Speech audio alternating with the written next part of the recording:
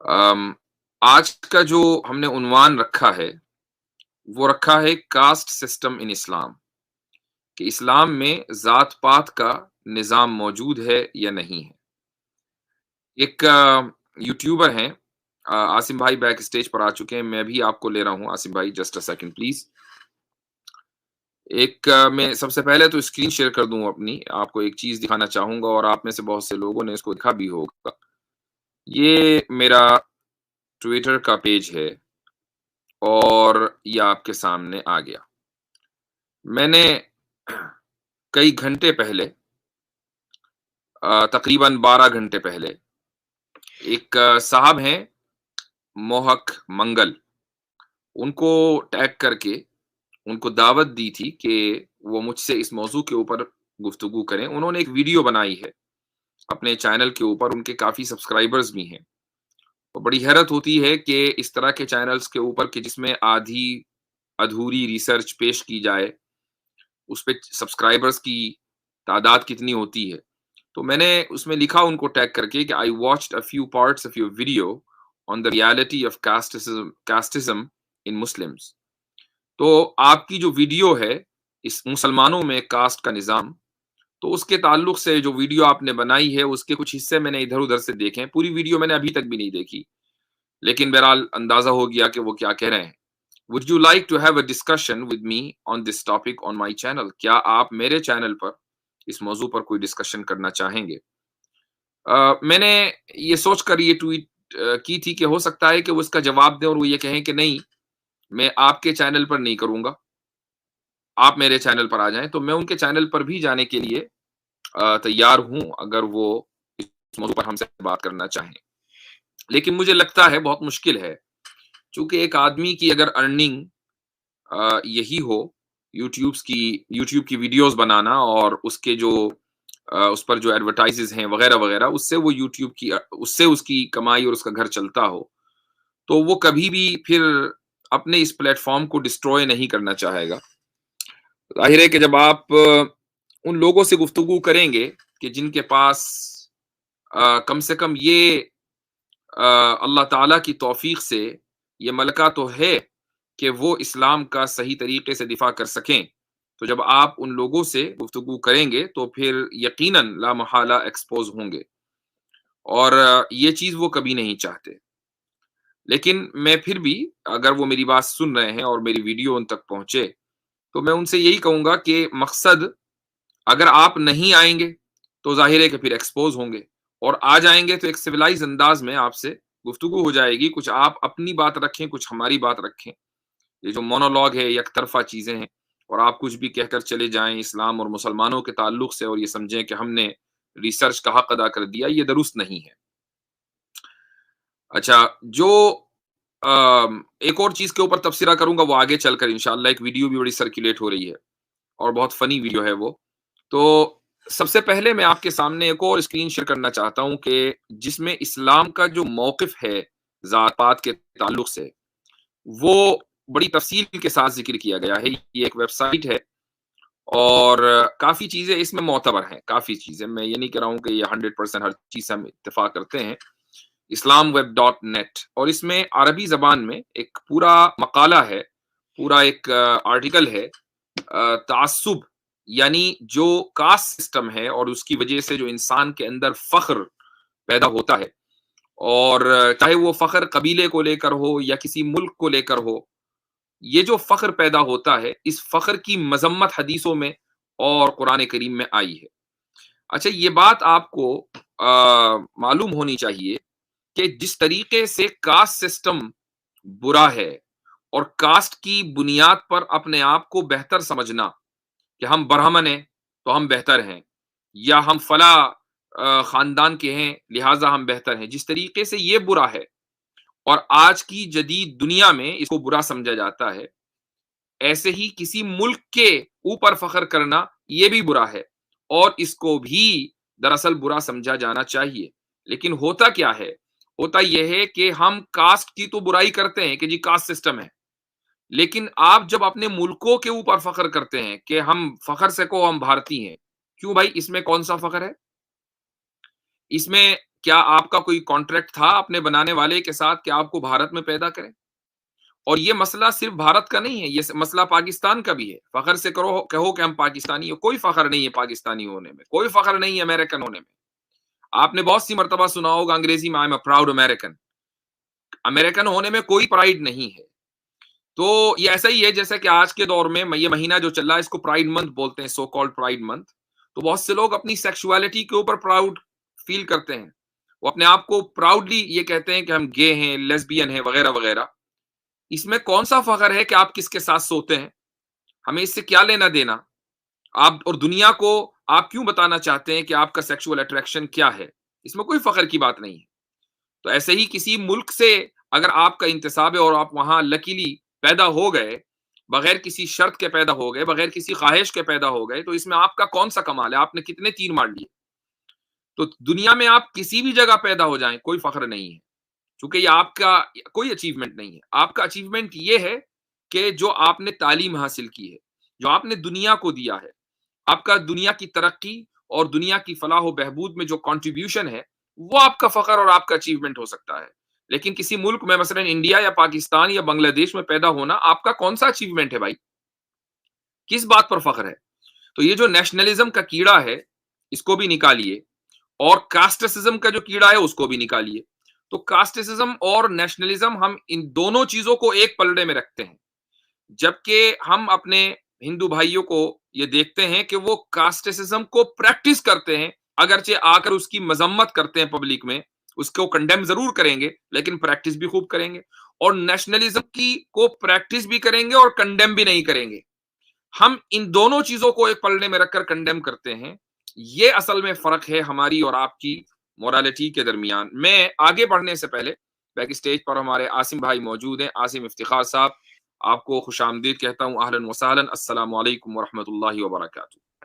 وعلیکم السلام ورحمۃ اللہ. جزاک اللہ مصعب. کیسے ہیں؟ خیریت سے ہیں آپ؟ الحمدللہ، دعائیں ہیں، ماشاء جی اللہ. مصعب.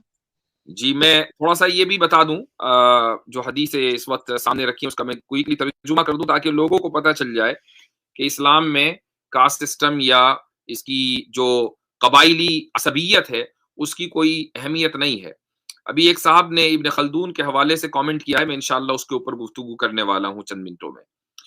ایک حدیث ہے، رسول اکرم صلی اللہ علیہ وسلم یہ فرماتے ہیں، من ادعا دعوى الجاہلیہ فإنہ من جسا جہنم، کہ جو شخص، اور یہ ترمذی کی روایت ہے اور صحیح حدیث ہے، کہ جو شخص جاہلیت کا دعویٰ کرے، یعنی اس دعوے کو ہی کہ میں فلاں قبیلے کا ہوں لہٰذا میں افضل ہوں، یا میں فلاں ٹرائب اور فلاں ملک کا ہوں، یا میں فلاں کاسٹ کا ہوں، اس دعوے کو ہی رسول اکرم صلی اللہ علیہ وسلم نے جاہلیت کے اوپر مبنی دعویٰ قرار دیا ہے. یہ دعویٰ ہی اپنے اندر انٹرینسیکلی بیڈ ہے، انٹرینسیکلی ایول ہے. فَإِنَّهُ مِن جُسَا جہنم، جو آدمی ایسا دعویٰ کرے وہ جہنم کا ایندھن. تو ایک آدمی نے کہا کہ یا رسول اللہ، اگرچہ وہ روزے رکھے، اگرچہ وہ نماز پڑھے، وَإِن صَامَ وَإِن صَلَّى وَصَامَ، تب بھی وہ جہنم میں جائے گا اس جاہلیت پر مبنی دعوے کی وجہ سے. تو آپ نے فرمایا وَإِن صَلَّى وَصَامَ، کہ اگرچہ وہ نماز پڑھے اور وہ روزہ رکھے تب بھی اس کا ٹھکانہ جہنم ہے، اور اپنی سزا وہ پوری کر کے پھر آگے جائے گا. وہ اللہ کی اوپر ہے کہ اس کو سزا کتنی ملنی ہے، بہرحال وہ مومن بھی ہے. فَادْعُوا بِدَعْوَى اللَّهِ الَّذِي سَمَّاكُمُ الْمُسْلِمِينَ الْمُؤْمِنِينَ عِبَادَ اللَّهِ. تو تمہیں اگر کوئی دعویٰ کرنا ہی ہے تو وہ دعویٰ کرو جو اللہ نے تمہارے تعلق سے کیا ہے، وہ نام رکھو جو اللہ نے تمہارا رکھا ہے. اور وہ نام کیا ہے؟ مسلم، مؤمن، اللہ کا بندہ. مسلم کے معنی ہے سبمٹ کرنے والا، مومن کے معنی ہے ایمان قائم کرنے والا، ایمان لانے والا. عباد اللہ یعنی ہماری جو آئیڈینٹی ہے، ہماری جو ریکگنیشن ہے، وہ یہ ہے کہ ہم اپنے بنانے والے کی بندگی کرتے ہیں. ہماری آئیڈینٹی یہ نہیں ہے کہ ہم کس ملک میں بستے ہیں اور کس قبیلے سے تعلق رکھتے ہیں. ہماری آئیڈینٹی یہ نہیں ہونی چاہیے، اور خصوصاً اس وقت جب کہ آئیڈینٹی کے ساتھ فخر جڑ جائے. ایسی آئیڈینٹی کو اسلام نے منع قرار دیا ہے. ہاں، اگر آپ اپنے قبیلے کا نام اپنے نام سے جوڑنا چاہتے ہیں، اپنے ملک کا نام اپنے نام سے جوڑنا چاہتے ہیں، اپنے علاقے کا نام اپنے نام سے جوڑنا چاہتے ہیں، تو یہ آپ کی صرف ایک بغیر کسی فخر کے آئیڈینٹی ہو سکتی ہے. قرآن کریم نے اسی کو کہا ہے کہ وَجَعَلْنَاكُمْ شُعُوبًا وَقَبَائِلَ لِتَعَارَفُوا، کہ ہم نے تمہیں شعوب یعنی قوموں میں اور قبیلوں کے اندر تقسیم کر دیا تاکہ تم ایک دوسرے کو پہچان سکو. مقصد صرف پہچاننا ہے، مثلا ایک آدمی کا نام اگر عبداللہ ہے تو عبداللہ بہت سارے ہیں دنیا کے اندر. اگر آپ یہ کہیں کہ نہیں وہ عبداللہ جو انڈیا میں مثلا یو پی میں رہتا ہے اور یو پی کے اندر پھر رہنے والے بہت سارے عبداللہ ہیں, نہیں وہ عبداللہ جو یو پی کے کانپور کے فلاں محلے میں رہتا ہے. اب ٹھیک ہے, یہ اس کا کانپور کے فلاں محلے میں رہنا یا مثلا لکھنؤ کے فلاں علاقے میں رہنا, یہ اس کے لیے کوئی فخر کی بات نہیں ہے, یہ اس کی آئیڈینٹی, آپ نے اس کو آئیڈینٹیفائی کر دیا کہ ہم اس عبداللہ کی بات کر رہے ہیں, یہاں تک تو ٹھیک ہے. لیکن اگر وہ عبداللہ اپنے آپ کو فخریہ کہنے لگے کہ چونکہ میں لکھنؤ کے فلاں محلے میں رہتا ہوں لہٰذا میں دنیا کا سب سے بہتر آدمی ہوں, تو اس کو بے وقوفی کہا جائے گا. ایک اور حدیث ہے, جابر رضی اللہ عنہ فرماتے ہیں کہ اقتتل غلامان, غلام من المہاجرین و غلام من الانصار, کہ دو لڑکوں میں آپس میں لڑائی ہوئی, ایک مہاجر کا لڑکا تھا اور ایک انصار کا لڑکا تھا. مدینہ کا واقعہ ہے. تو مہاجر نے اپنے مہاجر لوگوں کو بلایا یا للمہاجرین, اور انصاری جو لڑکا تھا اس نے انصاریوں کو بلایا کہ یا للانصار, آ جاؤ اپنے اپنے لوگوں کو بلا کر. تو رسول اکرم صلی اللہ علیہ وسلم کو جب اس کی اطلاع ملی تو آپ ناراض ہوئے اور آپ نے فرمایا کہ ما ھذا دعوی اہل الجاہلیہ, یہ جاہلیت والا دعویٰ کیا ہے, یہ کس طرح تم ایک دوسرے کو بلا رہے ہو. اس وقت جو تمہاری جو اصل پہچان ہے اور جس چیز کو تمہیں پھیلانا چاہیے وہ تمہارا دین ہے, وہ تمہارا انتساب خدا کی طرف ہے, نہ کہ تمہارا انصاری ہونا یا مہاجر ہونا. پاکستان میں آپ یہ دیکھیں کہ ایک زمانے تک بالکل امن و امان تھا, اچانک وہ امن و امان غارت ہو گیا, اور میں وہاں کے پولیٹیکل جو لینڈسکیپ ہے اس سے مکمل واقف نہیں ہوں, لیکن جتنا کتنا اخباروں کے ذریعے ویڈیوز کے ذریعے ہمیں معلوم ہے کیا ہوا کہ اچانک قومیت کی تحریکیں چلی, کہ پشتو تحریک چلی, اس کے بعد پھر مہاجر تحریک چلی, اور پھر سندھی تحریک چلی. قومیتوں کے اندر لوگ بٹتے چلے گئے اور ملک کا بیڑا غرق ہو گیا. تو جب رسول اکرم صلی اللہ علیہ وسلم کی حدیث کی خلاف ورزی ہوگی تو کیا ہوگا, وہ قوم تباہ و برباد ہو جائے گی جو آپ صلی اللہ علیہ وسلم کی اس کلیئر گائیڈ لائن کے اوپر نہیں چلے گی. ایک اور حدیث ہے, یہ بھی صحیح حدیث ہے, اس میں آپ صلی اللہ علیہ وسلم فرماتے ہیں کہ اربع من امتی من امر الجاہلیہ لا یترکونہن, کہ 4 چیزیں ایسی ہیں جن کا تعلق جاہلیت سے ہے اور میری امت اس کو چھوڑ کر نہیں دے گی, میری امت کے اندر یہ چیزیں کہیں نہ کہیں رہیں گی. الفخر فی الاحساب والطعن فی الانساب والاستسقاء بالنجوم والنیاحہ. الفخر فی الاحساب یعنی حسب کے اوپر فخر کرنا, کہ جی میں فلاں خاندان کا ہوں, چونکہ میں فلاں خاندان کا ہوں لہٰذا آئی ایم دا بیسٹ. والطعن فی الانساب, دوسرے کے نسب کے اوپر طعن زنی کرنا یعنی تنقید کرنا, کہ اس کو سامنے والے کو ڈی گریڈ کرنا اور اس کو اس کے نسب کی بنیاد پر اس کو نیچ سمجھنا.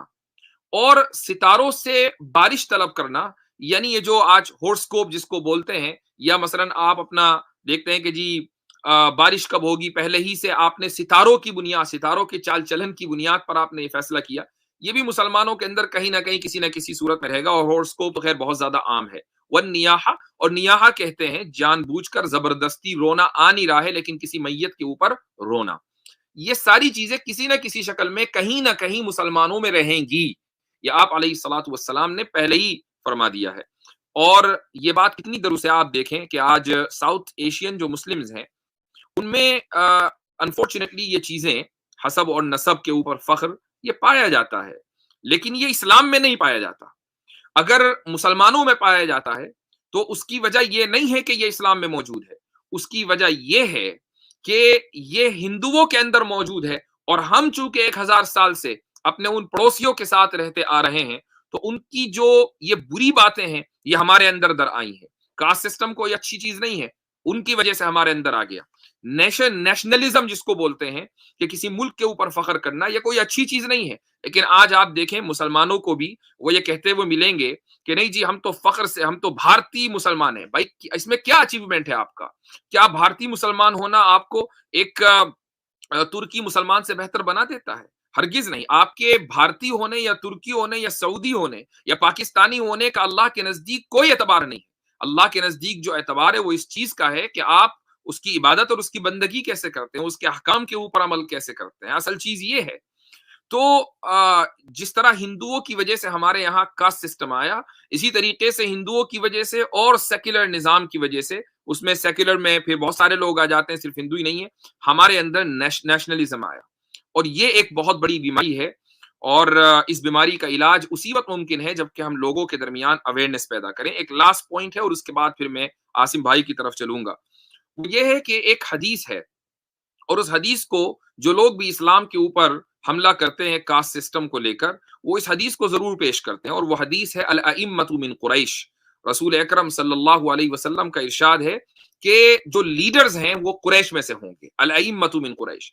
اور یہ حدیث دراصل اس وقت پبلک نالج میں آئی عام طور سے. ایسا نہیں کہ پہلے سے لوگوں کو پتا نہیں تھا، لوگوں کو پتا تھا، لیکن تواتر اس وقت قائم ہوا. یہ حدیث متواتر اس وقت بنی جبکہ رسول اکرم صلی اللہ علیہ وسلم کی وفات کے بعد سقیفہ بنو ساعدہ میں ایک جگہ ہے، ایک چھوٹا سا باغیچہ ہے، اور آج بھی اگر آپ مسجد نبوی جائیں تو مسجد نبوی میں قبلے کی دیوار کے پیچھے دائیں طرف آپ دیکھیں گے وہ سقیفہ ابھی موجود ہے.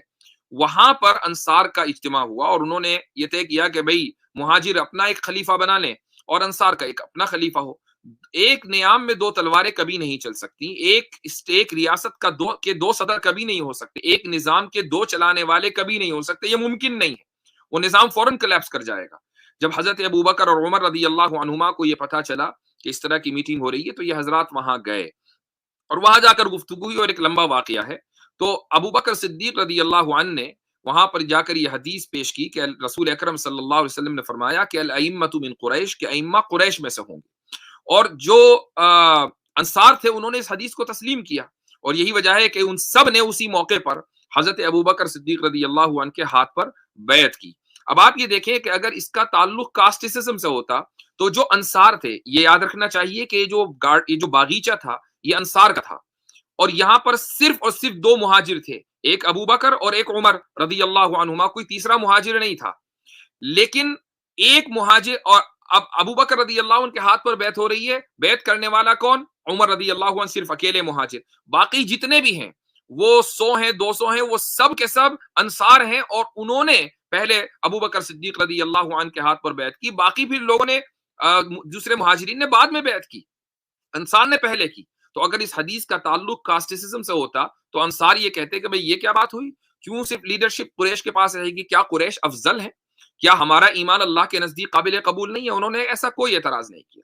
لیکن یہاں سوال یہ ہوتا ہے کہ یہ امامت یا لیڈرشپ کو قریش میں ہی خاص کرنے کی حکمت کیا ہے؟ کیا وجہ ہے کہ ائمہ یا لیڈرز صرف قریش میں سے آئیں گے؟ اس کا جو جواب ہے وہ ہمیں ابن خلدون دیتے ہیں. ابن خلدون ایک بہت مشہور مفکر اور ہسٹورین گزرے ہیں. ان کی تاریخ بھی ہے اور اس تاریخ کا مقدمہ بھی ہے. مقدمہ ہر زبان میں تقریباً چھپ چکا ہے، اردو میں بھی ہے، انگلش میں بھی ہے، اور عربی میں تو خیر لکھا ہی گیا ہے. باقی دوسری جو یورپین لینگویجز ہیں ان میں وہ چھپ چکا ہے. اس میں انہوں نے ایک کانسیپٹ دیا ہے اور اس کانسیپٹ کی روشنی میں وہ اس حدیث کی تشریح کرتے ہیں. وہ کانسیپٹ ہے عصبیت کا. عصبیت کو ہم انگریزی میں کہہ سکتے ہیں سوشل سولیڈیرٹی. تو سوشل سولیڈیرٹی کا انہوں نے کانسیپٹ دیا ہے اور یہ کہا ہے کہ شروع سے لے کر آج تک انسانی تاریخ میں، اور یہ ہم بات کر رہے ہیں ڈیموکریسی سے پہلے کی، شروع سے لے کر انسانی تاریخ میں آج تک ابن خلدون یہ کہتے ہیں کہ کسی کی بھی حکومت اگر قائم ہوتی ہے تو وہ سوشل سولیڈیرٹی کی بنیاد پر ہوتی ہے. کوئی بھی آدمی آ کر کھڑے ہو کر یہ کہے کہ آج سے میں تمہارا حاکم ہوں، کوئی نہیں مانتا جب تک دوسرے لوگ اس کے سامنے سر خم تسلیم نہ کر دیں. اور وہ سر خم تسلیم اس طرح کریں گے کہ اس کی کسی نہ کسی اہمیت کو وہ تسلیم کریں گے، اس کی بہادری کو مثلا مانیں گے، اس کی اسٹریٹجیکل جو اسکلز ہیں اس کو مانیں گے، یا اس کی جو بھی پاور کا جو بھی مینیفیسٹیشن ہو سکتا ہے وہ اس کو تسلیم کریں گے.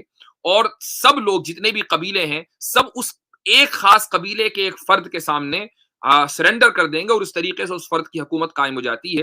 یہ ہے سوشل سولیڈیرٹی. اگر سوشل سولیڈیرٹی ختم ہو جائے تو وہ حکومت کلیپس ہو جائے. آپ مثلا انڈیا کی مثال لے لیں، مغلوں کی تعداد کتنی تھی؟ آٹے میں نمک کے برابر، یعنی اتنے کم تھے، اور اس کے باوجود وہ پورے انڈیا کے اوپر رول کر گئے.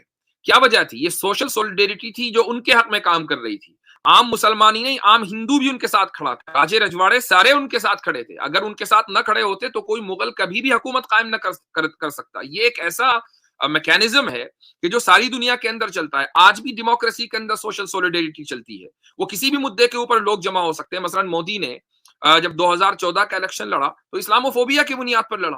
اسلاموفوبیا جو ہے وہ سوشل سولیڈیرٹی کی ایک وجہ بن گیا، اور اس طریقے سے ایک حکومت چلی گئی اور دوسری حکومت آ گئی. تو جہاں پر بھی مثلاً امریکہ کے اندر الیکشن ہوئے تو امریکہ میں جو الیکشنز ہوتے ہیں ٹرمپ نے جب الیکشن جیتا تو اسلاموفوبیا کی بنیاد پر جیتا، لیکن جب بائیڈن نے الیکشن جیتا جو اس وقت موجودہ صدر ہے تو اس کی جو الیکشن کی بنیاد تھی وہ یہ تھی کہ جو لیفٹ ونگ ہے مثلاً کالے تھے انہوں نے بلیک لائف میٹرز کا موومنٹ چلایا اور وغیرہ وغیرہ بہت سارے موومنٹ چلے، وہ سب کے سب پھر جب اکٹھے ہوئے تو ٹرمپ آؤٹ ہو گیا بائیڈن آ گیا۔ تو سوشل سولیڈیریٹی اسی کو عصبیت کہتے ہیں۔ تو اس زمانے میں عصبیت یا سوشل سولیڈیریٹی صرف اور صرف قریش کے ساتھ تھی، اس لیے رسول اکرم صلی اللہ علیہ وسلم نے فرمایا کہ اگر کسی اور قبیلے کا کوئی شخص اس پوزیشن پر آ گیا تو پوری ریاست کلیپس کر جائے گی، لوگ اس بات کو تسلیم نہیں کریں گے۔